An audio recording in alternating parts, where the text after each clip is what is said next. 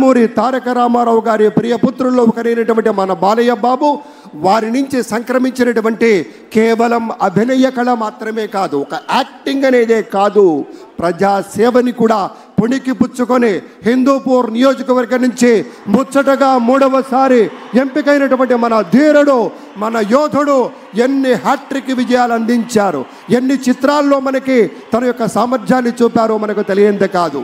అదొక్కటే కాదు పెద్దలారా, బాలయ్య బాబు గారి గురించి చెప్పుకుంటే బసవరామ తారకం ట్రస్ట్ పేరిట ఆయన అందించేటువంటి సేవలు అనుపమానం, అద్భుతం. క్యాన్సర్ వ్యాధితో బాధపడుతున్నటువంటి అనేక మంది ఆర్తుల్ని రక్షించడం కోసం బసవ తారకం ట్రస్ట్ పక్షాన విశేషమైనటువంటి రీతిలో సేవలు అందిస్తున్న బాలయ్య బాబుకి జై. అలాగే మన తమిళనాడు నుంచి ప్రత్యేకంగా విచ్చేసినటువంటి గౌరవనీయుల శ్రీ రజనీకాంత్ గారు విచ్చేశారు, నిరాడంబర యోధుడు. అలాగే మన పెద్దలు మెగాస్టార్ శ్రీ చిరంజీవి గారు విచ్చేశారు. స్వాగతం పలుకుతాం గట్టిగా మన మెగాస్టార్ చిరంజీవి గారికి. అద్భుతం.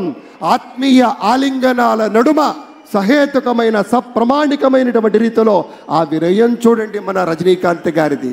ఎంత ఎత్తుకెదిగినటువంటి గొప్ప కళాకారుడు అయినా కూడా వదిగి ఉండేటువంటి ఆ మహనీయులందరికీ స్వాగతం పలుకుతున్నాం. It gives us great pleasure to welcome Talaiva superstar Rajinikanth garu and Lata Rajinikanth garu to Andhra Pradesh for this momentous occasion. Padma Vibhushanulu ఆ రోజు మనం అంతా చూసాం. పుత్రోత్సాహం తండ్రికి ఏ విధంగా ఉంటుందో మనకి తెలియదు, కానీ సోదర ఉత్సాహం ఆ సాష్టాంగ నమస్కారంలో మనం అంతా వీక్షించాం. ఆప్యాయత, అనురాగం, అనుకున్నది సాధించి పవన్ కళ్యాణ్ గారు సోదరుడు మెగాస్టార్ గారికి సాష్టాంగ నమస్కారం చేసిన తరుణం మనందరి కళ్ళల్లో కూడా నీళ్ళు వచ్చాయి, ఆనంద బాష్పాలు వచ్చాయి. ఒక విజయాన్ని సొంతం